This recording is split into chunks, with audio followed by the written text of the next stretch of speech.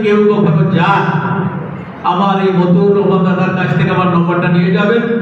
যে কোনো সমস্যায় ডাক্তার চিকিৎসা থেকে শুরু করে প্রশাসন থেকে শুরু করে এমনকি বর্ডারে যদি আটকা পড়ে যান, থাকার জায়গা যদি না পান, আমার ঘরে, আমি গরিব লোক কিন্তু 20-25-30 জন লোক সবসময় আমার ঘরে থাকা খাওয়ার ব্যবস্থা আছে, আমার কাছে কোনো জাতপাত নেই।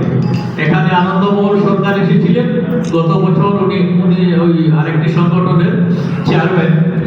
উনি গত বছর আমার অনুষ্ঠানে গিয়ে 13 দিন ছিলেন আমার ঘরে একই বিছানায়।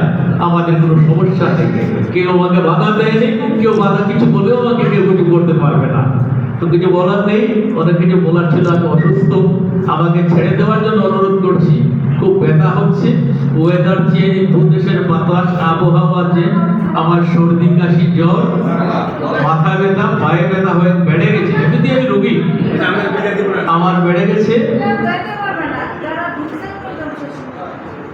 ঠিক আছে, তো সকলের প্রতি আমি আন্তরিক অভিনন্দন ভালোবাসা জানিয়ে আমার সংক্ষিপ্ত বক্তব্য এখানেই শেষ করলাম। বাংলাদেশের মানুষের, প্রতিটি মানুষের জয় হোক।